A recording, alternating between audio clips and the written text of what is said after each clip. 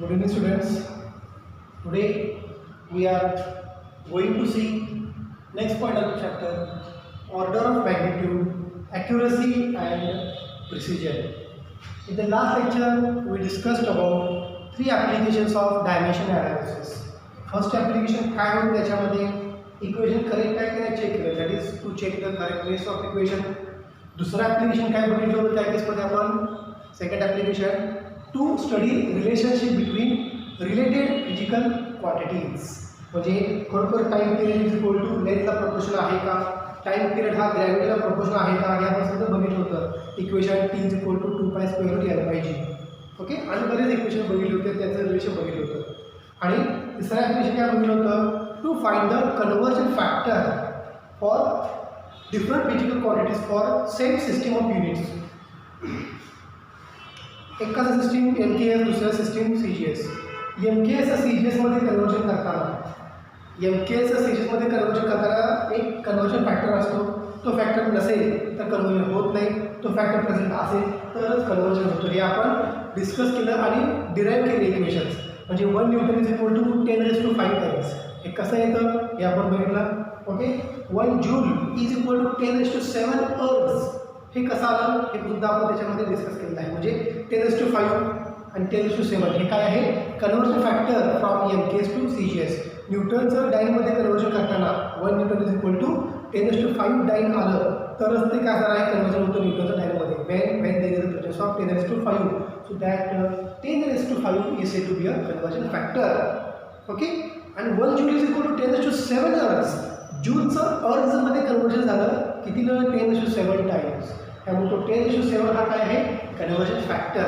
हे असे 3 ॲप्लिकेशन्स आपण त्या केसमध्ये डिस्कस केले होते.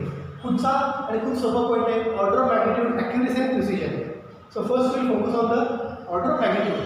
आपण बऱ्याच वेळा बघितलेलं आहे order of magnitude. It is simply the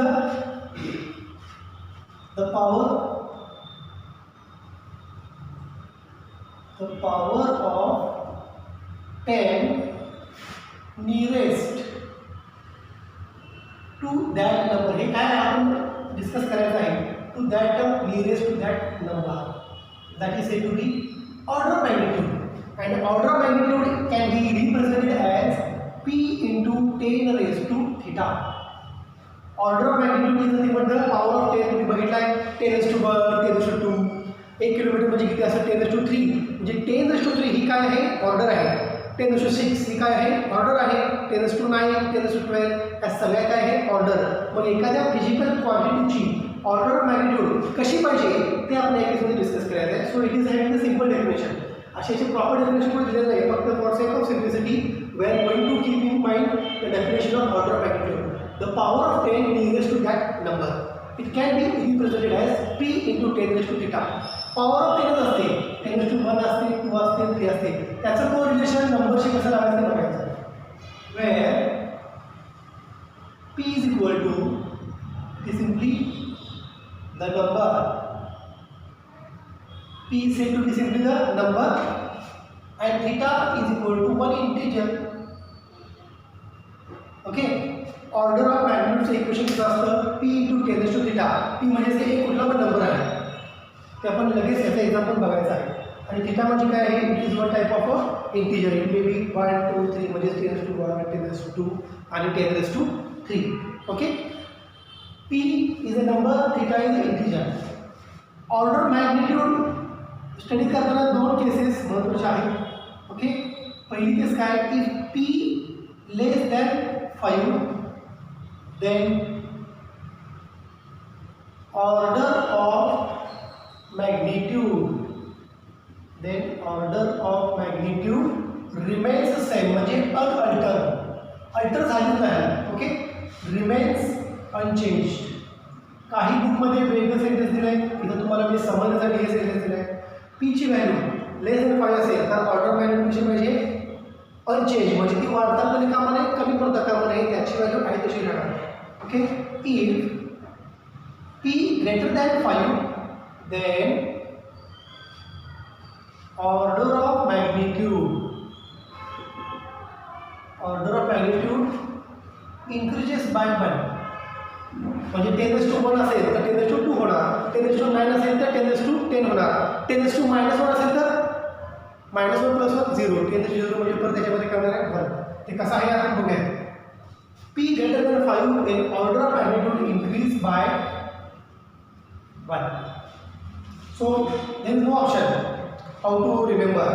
You should keep in mind only greater than 5 increases by 1, less than 5 remains unchanged. And equation is p equals to theta. आता एक एक्झाम्पल मध्ये बघूया. ओके, एक एक्झाम्पल होतं velocity of light. velocity of light किती असते velocity of light? v is equal to distance upon time म्हणजे 3 × 10⁸ metre per second. velocity of light किती असते? 3 × 10⁸ मीटर पर सेकंद. आता या velocityचं काय घ्यायचं आहे? Order of magnitude. याची काय घ्यायची आहे? Order of magnitude. Order of magnitude using the rules. p × 10⁻θ. p × 10⁻θ बरोबर. p ची व्हॅल्यू किती आहे? 3. थीटाची व्हॅल्यू काय आहे? मॅग्निट्यूड किती आहे? 8. मग व्हेलॉसिटी ऑफ लाईटची ऑर्डर ऑफ मॅग्निट्यूड किती आली? युजिंग द कंडिशन p <5 असेल तर order of magnitude remains unchanged. p <5 असेल तर order of magnitude increases by 1. आता या ठिकाणी 3 कुठे आहे? इथे आहे. p is equal to 3. Is it greater than or less than 5? Less than 5. म्हणजे ऑर्डर ऑफ मॅग्निट्यूड वाढणार का कमी होणार का? आहे राहणार. It remains unchanged. So order of magnitude remains same. So order of magnitude for velocity of light, order of magnitude for velocity of light is 10⁸. बघा समजलं का? एक्झामला कसा क्वेश्चन विचारला? Find the order of magnitude for velocity of light. किती? 10⁸ का? 3 × 10⁸ आहे. 3 × 10⁸ आहे. This is less than 5. So order of magnitude remains the same. Increase पण झाले नाही, decrease पण झाले नाही. It remains the same value. Second example, charge on electron. Charge on electron. एका इलेक्ट्रॉनवर किती चार्ज असतो? एका इलेक्ट्रॉनवर किती चार्ज असतो हे तुम्हाला झालेलं आहे. Charge on electron it is represented by coulomb. कुलॉम्बमध्ये दाखवतात एका इलेक्ट्रॉनचा चार्ज किती असतो. तो एक इलेक्ट्रॉनचा चार्ज 1.6 × 10⁻90 कुलॉम्ब. हा इतका चार्ज असतो एका इलेक्ट्रॉनवरती. बरोबर. मग याची काय असणार आहे बघा? Order of magnitude. So it's order of magnitude किती असेल? याची ऑर्डर मॅग्निट्यूड बघा. हे इक्वेशन याच्यावर कम्पेअर करा. याची व्हॅल्यू काय? 1.6 म्हणजे p लेस दॅन 5.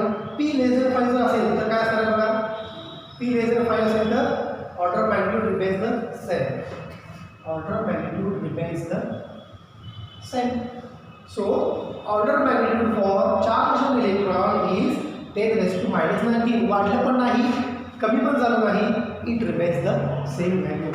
अगदी सिंपल कन्सेप्ट आहे order of magnitude.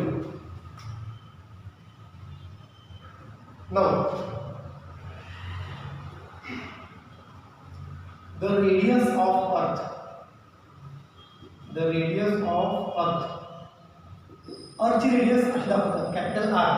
He directly value तो हे तुम्हाला नंतर स्टडीसाठी आहे ग्रॅव्हिटी चॅप्टरमध्ये. 6400 किलोमीटर. बरोबर. मग मी कसं घेतो बघा? मीटर म्हणजे काय? 10⁻². किलो म्हणजे काय? 10⁻3. 6400 10⁻3 मीटर आहे तसं होतो. हे किती होणार आहे? 1 2 म्हणजे 64 × 10⁻5. परत टर्म कशी द्यायची करतो बघा? 6.4 × 10⁻6 मीटर. क्लिअर? काय केलं बघा? 6400 किलोमीटर एवढी अर्थची रेडियस आहे. किती? 6400 किलोमीटर. किलो म्हणजे 10⁻3 मीटर आहे तसं घेतलं. हे 10⁻2 त्याच्यामध्ये ॲड केलं 10⁻5. परत एक 0 इकडून इकडं शिफ्ट केला. It becomes 6.4. मग इकडं 0 शिफ्ट केल्यामुळे इथे काय झालं? 10⁻1 वाढले. 6.4 10⁻6. आता रूल इथं वापरायचा. p लेस दॅन 5 आहे का? Is this p less than 5? No, it is greater than 5. Value of P is greater than 5. मग पी ग्रेटर दॅन 5 असेल तर order of magnitude increases by 1. मग याची काय झालं बघा, ऑर्डर ऑफ मॅग्निट्यूड कुणाची, रेडियस ऑफ अर्थची ऑर्डर ऑफ मॅग्निट्यूड किती वाढणार, 1 वाढणार आहे. किती 10⁶, 1 वाढली म्हणजे किती झाली 10⁻⁷. So order of magnitude for radius of earth is said to be 10⁻⁷. काही बुकमध्ये याला म्हणलं आहे p less than 5, काही बुकमध्ये म्हटले p less than 0.5. काही प्रॉब्लेम नाही, तुम्ही हे 1.6 चं 0.16 करू शकता. 0.16 काय 0.5च्या पेक्षा कमी आहे. तुम्ही 3 चं 0.3 करू शकता. 0.3 परत लेस दॅन 0.5 आहे म्हणजे ऑर्डर मॅग्निट्यूड रिमेन सेम. म्हणजे बघा ही पण कंडिशन तुम्ही वापरू शकता किंवा p less than 0.5, p greater than 0.5. म्हणजे इथं जर 0.5 केलं मग इथे कधी करणार आहे तुम्ही 3 × 10⁻², 0.3 × 10⁻⁹. ज्याला हे 0.5 असणार त्या ऑर्डर मॅग्निट्यूड असणार आहे हे फक्त 0.3 × 10⁻⁹ इट रिमेन्स द सेम. त्यामुळे बुक्समध्ये ज्या कन्सेप्ट दिलेल्या आहेत त्या तुम्ही either you can take 0.5 or you can take less than 5 or greater than 5. आता तुम्हाला ही कन्सेप्ट काय असेल, velocity of netची ऑर्डर मॅग्निट्यूड, चार्ज ऑफ इलेक्ट्रॉनची मॅग्निट्यूड आणि रेडियस ऑफ अर्थची मॅग्निट्यूड, रेडियस ऑफ अर्थची magnitude. So this is the order of magnitude. यासाठी तुम्हाला काय केलं पाहिजे, या दोन कंडिशन्स. लेस दॅन 5 असेल तर order of magnitude remains the same, less than 5 असेल तर order magnitude remains same, greater than 5 असेल तर काय असणार आहे, it is order of magnitude is increases by 1 value. ठीक आहे. So order magnitude can be represented by p × 10⁻⁴, p × 10⁻⁴.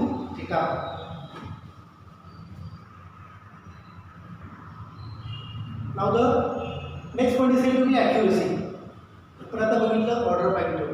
Now we are going to see the point accuracy and precision.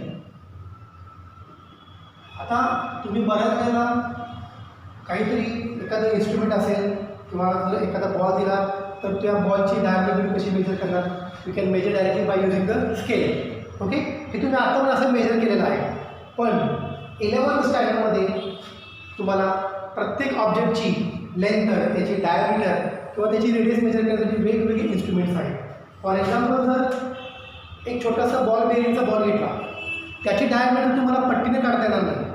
You can measure but that value said to be roughly equal, not exactly equal to diameter of the ball bearing ball. Okay, so its measurement of diameter can be done by one instrument. त्या instrument ला म्हणतात vernier calliper.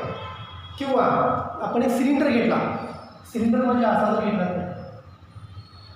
असा जर असं cylinder, याची तुम्हाला radius calculate करायची. तुम्ही काय करणार, पट्टी घेणार आणि पट्टीतून मोजणार. नो, तुम्ही मोजू शकता but that value said to be roughly equal but not exactly equal. There is a one instrument which is used to measure the radius. Again it is said to be a vernier caliper. किंवा जर एखादी wire असेल, अशी wire आहे खूप thin आहे, मला त्या वायरची रेडियस मेजर करायची आहे.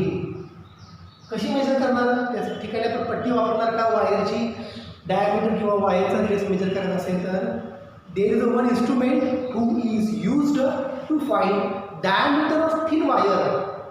डायमीटर काढल्यावरच तुम्हाला त्याची रेडियस मिळणार आहे, बरोबर आहे. d/2 याला काय मिळणार, radius.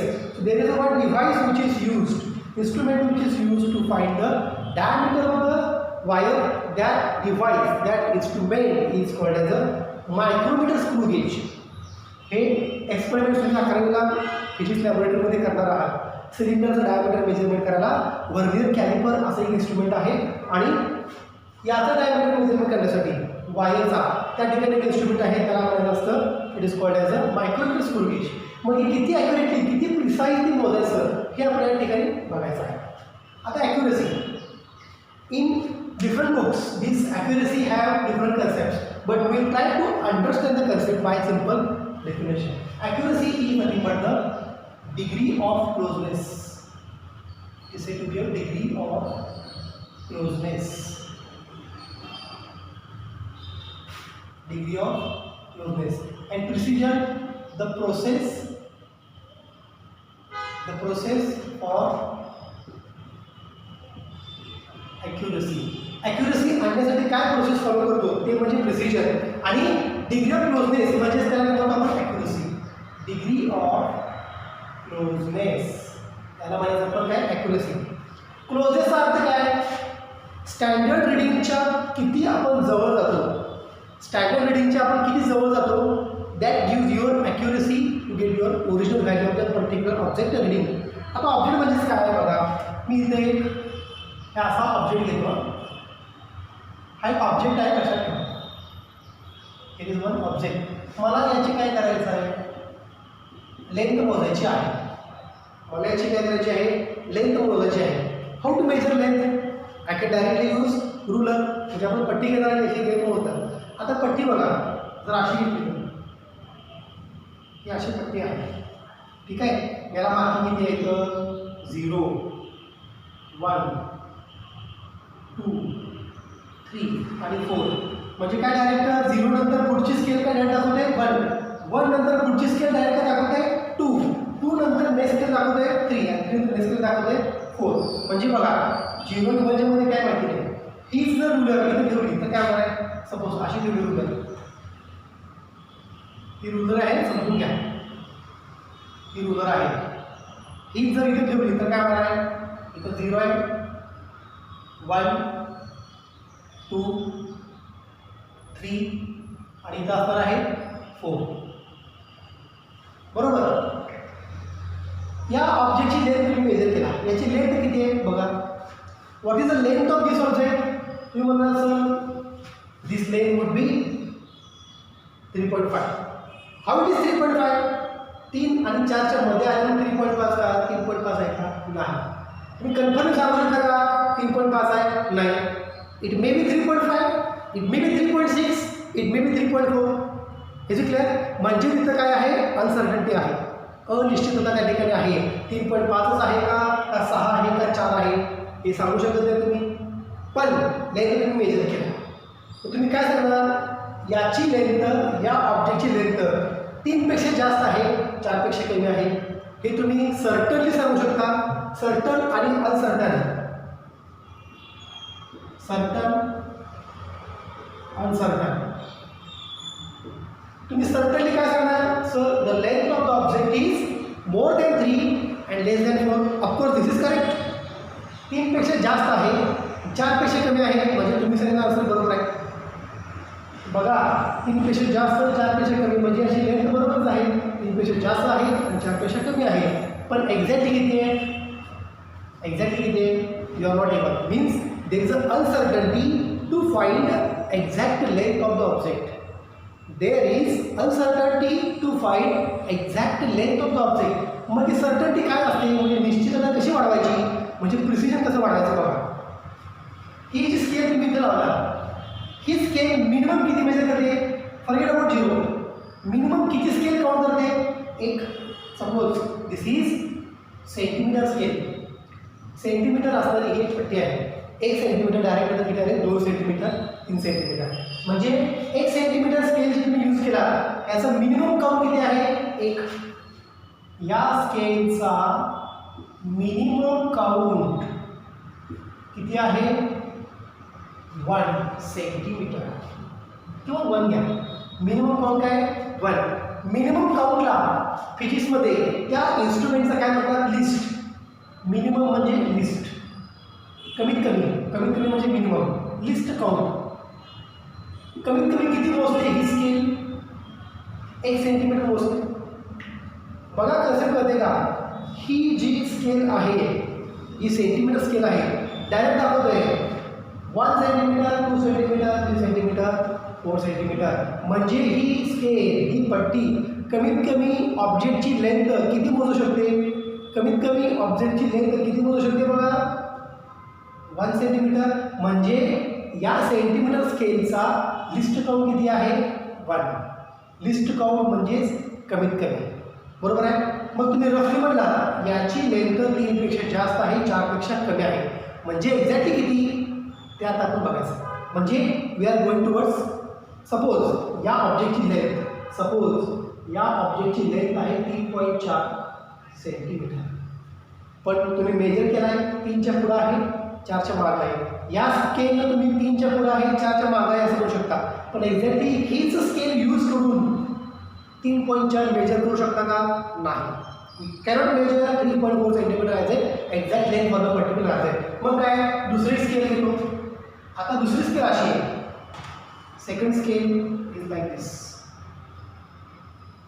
This is second scale. Here is a 0 mark. Okay, 1 2 3 4 5 6 7 8 9. Here is a 1 centimetre, 1.5, 2 centimetre,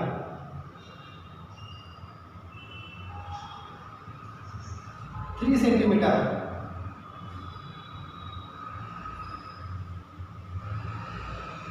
4 centimetre,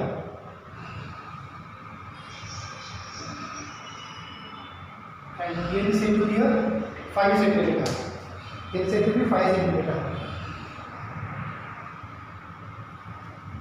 okay, ही स्केल काय? Centimetre scale.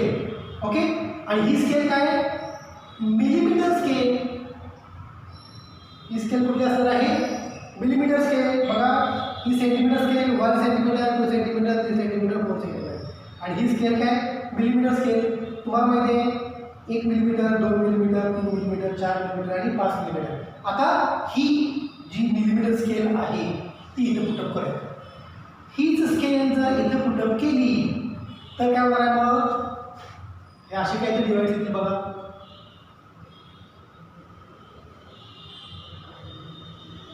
एक, 2, 3,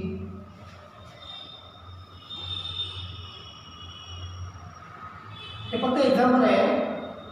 4 आणि हे इथं 5 जे असेल ते. ठीक आहे.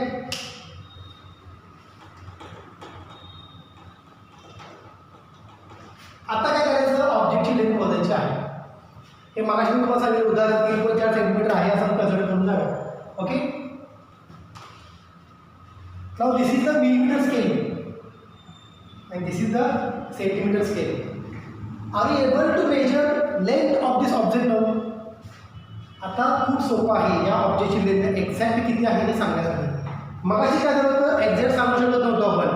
Whether it is more than 3 और लेस दॅन 4 हे माहिती होतं, पण ते एक्झॅक्ट किती आहे? 3.4 आहे का 4 आहे का 4.5 आहे हे माहिती नव्हतं. पण ही स्केल आता आपण यूज केली to measure the length of the object. मग मी काय म्हणणार त्या केसमध्ये जवळपास आता बघा हे किती तुम्ही मेजर केला लेंथ 3.8. हे 3.5 सेंटीमीटर, 6 7 8 जे असेल ते बघा 3.8 सेंटीमीटर. मगाशी काय म्हणलं 3च्या पुढं 4च्या आत, पण आता एक्झॅक्ट किती आहे? 3.8 सेंटीमीटर.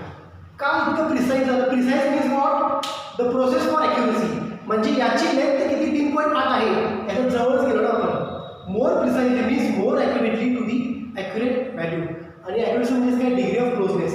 स्टँडर्ड व्हॅल्यू तुम्ही जवळ कसं केला? Using this scale. आणि तुम्ही मोजलं किती? 3.7 3.8. आता हे 3.8 हे तुम्ही काय केला?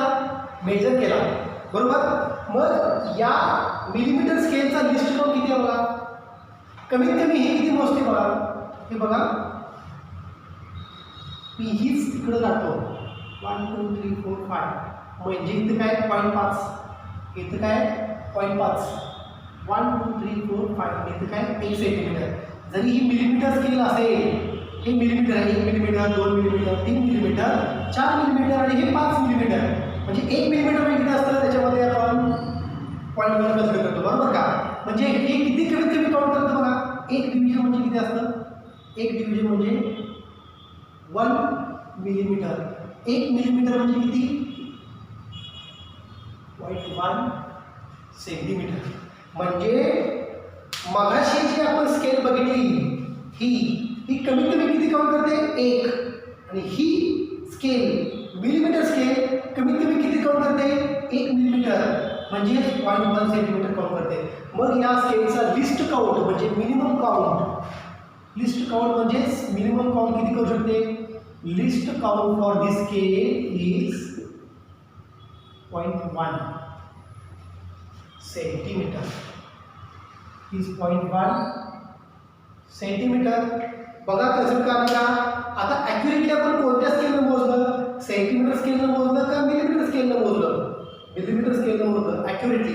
ओके का, कारण याचा लिस्ट काउंट 1. हे कमीत कमी किती मोजतंय, ही स्केल एकच मोजते, मिनिमम 1, मॅक्सिमम 4 पाहिजे असेल ते. ही स्केल कमीत कमी किती मोजते, 0.1. म्हणजे मोर प्रिसाइजली ॲक्युरेसीला जाण्यासाठी प्रोसेस काय फॉलो केली, मोर प्रिसाइजली आपण ही प्रोसेस फॉलो केली. मग ॲक्युरेट कुठलं रिडिंग आहे, ही स्केल यूज केलं रिडिंग तुमचं ॲक्युरेट आलं का, ही स्केल यूज केलं तुमचं रिडिंग ॲक्युरेट आलं. Your reading is said to be correct when you use this millimetre scale because its discount is said to be 0.1. म्हणजे मोर ॲक्युरेटली 0.1 आहे, याची ॲक्युरेसी 0.1 आहे, याची ॲक्युरेसी 1 आहे. म्हणजे याची किती पुढे हे मोर ॲक्युरेटली मोजते म्हणून 3 किंवा 4च्या ऐवजी त्याला 3.8 कारण 0.1 त्याच्यामध्ये ॲड आहे. बरोबर आहे का. So this is said to be a precise. काही वेळा तुम्ही 3.8 मोजला, काही वेळेला तुम्ही 3.7 मोजला आणि काही वेळेला तुम्ही 3.9 मोजला. असं होऊ शकतं. एक्झॅक्टली त्याची स्टँडर्ड व्हॅल्यू किती आहे, 3.8. But you measure 3.7 means you are going towards the mean value. बघा त्याची एक्झॅक्टली स्टँडर्ड व्हॅल्यू किती आहे, 3.8.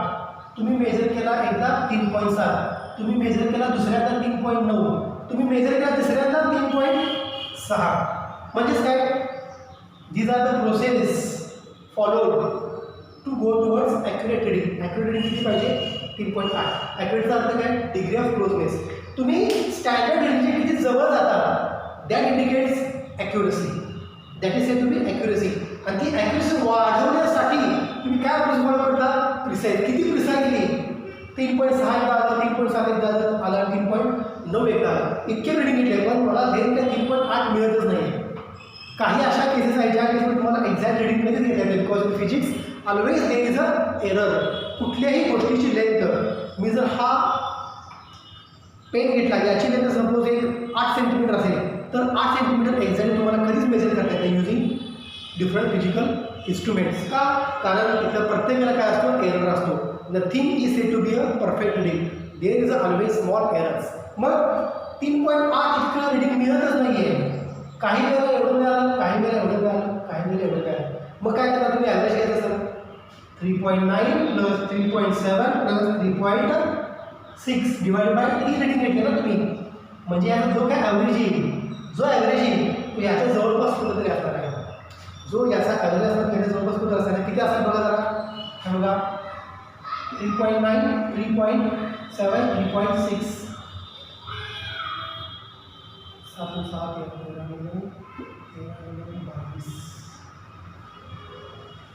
11.2 डिवाइड बाय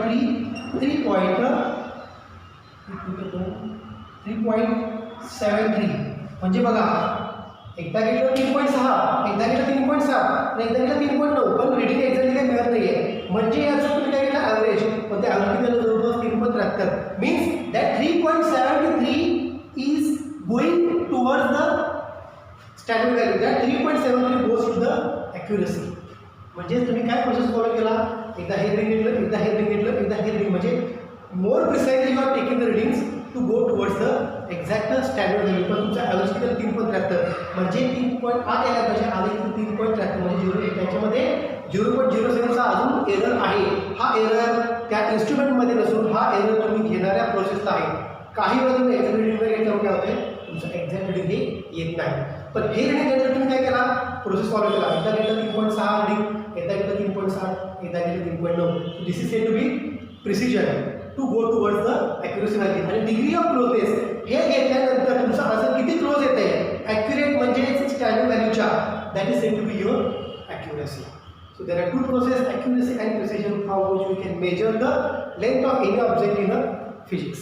पण जितकं लिस्ट काउंट कमी तितकी ॲक्युरेसी वाढते. म्हणून तुम्हाला 2 एक्झाम्पल दिले, एक सेंटीमीटर स्केल आणि मिलीमीटर स्केल. मिलीमीटर स्केलचा लिस्ट काउंट कमी आहे त्यामुळे हे जास्त ॲक्युरेट सांगणार ऑब्जेक्टची लेंथ. याचा लिस्ट काउंट 1 असल्यामुळं जरी तुम्ही हे इथं ठेवला आहे असं तर तुम्हाला कळणार नाही याची लेंथ 3.8 आहे का 4 आहे का 3 आहे. But you can tell that using this scale हे जर इथे ठेवलं तर ऑब्जेक्टची लेंथ 3 पेक्षा पुढे आहे 4 पेक्षा कमी आहे. पण तुम्ही सांगू शकत नाही एक्झॅक्टली 3.8च आहे का. मग तुम्ही ही जर स्केल इथे ठेवली तुम्ही एक्झॅक्टली सांगा की याची लेंथ जवळपास 3.8 म्हणजेच मिलीमीटर स्केल काय करते कमीत कमी किती मोजताय 0.1 सेंटीमीटर. त्यामुळं जितका डिस्काउंट जास्त जितका डिस्काउंट कमी तितका त्याची ॲक्युरसी वाढणार. Okay we stop for this point.